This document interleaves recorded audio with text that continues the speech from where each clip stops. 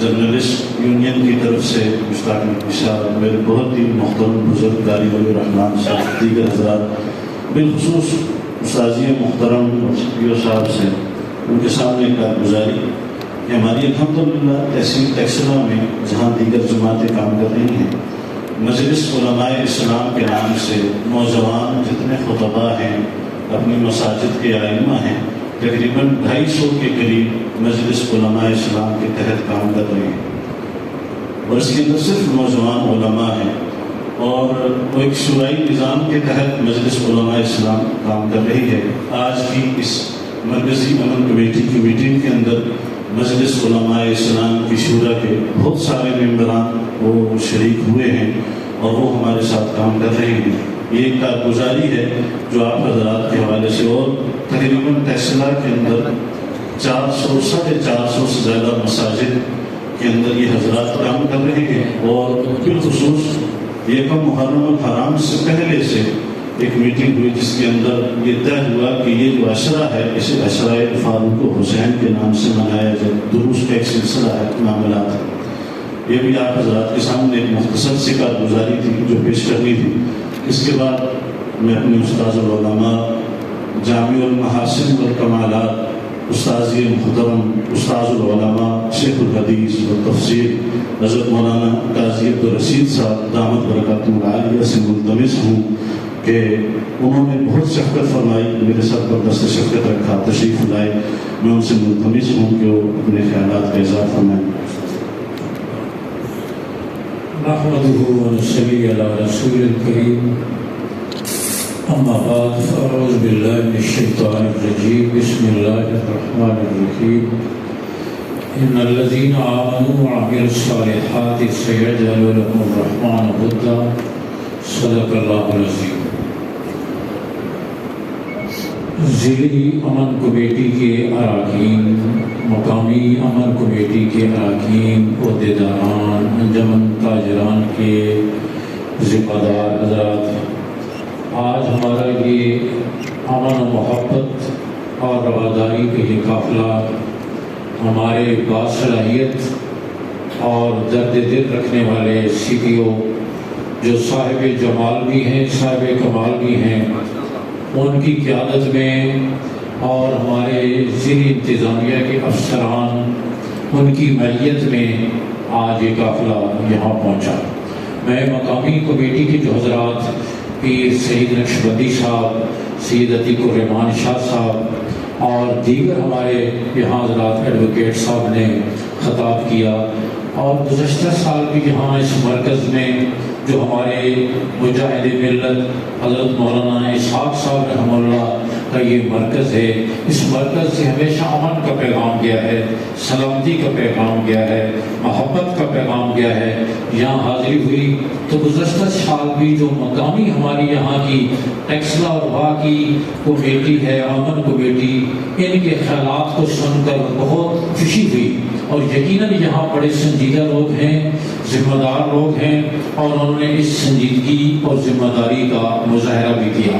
ہمارے محترم جناب قاری ولی الرحمان صاحب بھی تشریف فرما ہے، اور پھر ہماری ضلعی انتظامیہ جناب سی پی او صاحب اور ایس پی اور دیگر افسران کی قیادت میں کئی دنوں سے نقل و حرکت میں ہے، اور میں اس کا عینی گواہ ہوں کہ ایک دن میں کئی پروگرام، اور جیسے ابھی بات ہو رہی تھی پہلے، میں یاد کرتا ہوں کہ قدم کی حرکت کے اپنے اثرات ہوتے ہیں، اور قدم کی حرکت میں بھی طاقت تب پیدا ہوتی ہے جب قدم کی حرکت ہو۔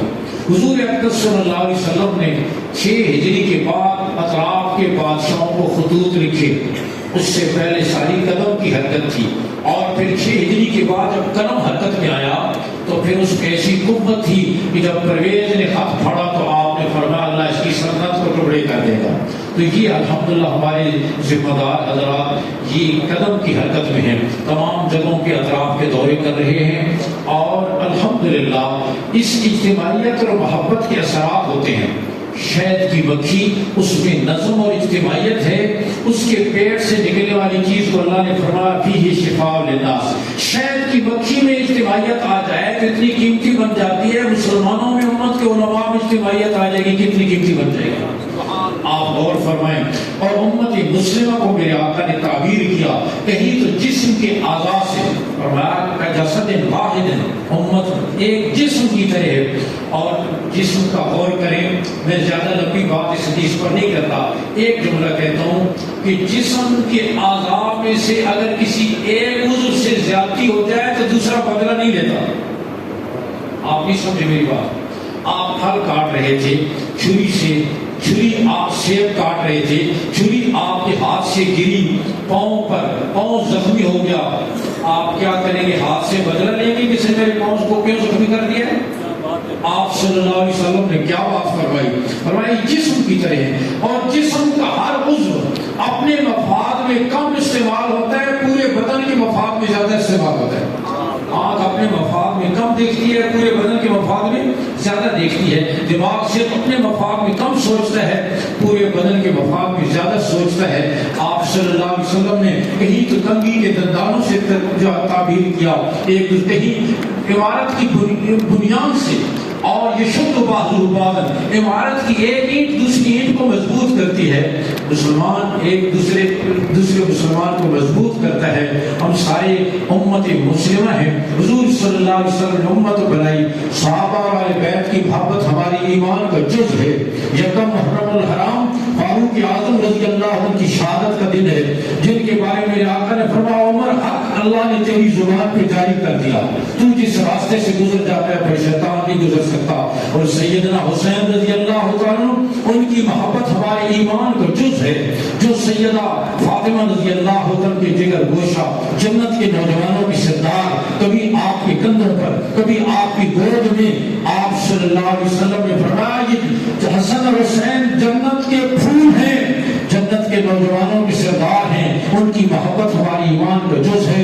ان محبتوں کو لے کر آگے بڑھیں، اور ان محبتوں کو لے کر آپ جو ہے امن کو قائم کرتے ہوئے حسب ثابت انشاءاللہ ٹیکسلا اور میں یہ سمجھتا ہوں کہ اس پورے ضلع میں انشاءاللہ سب سے زیادہ امن کا علاقہ ہوگا انشاءاللہ.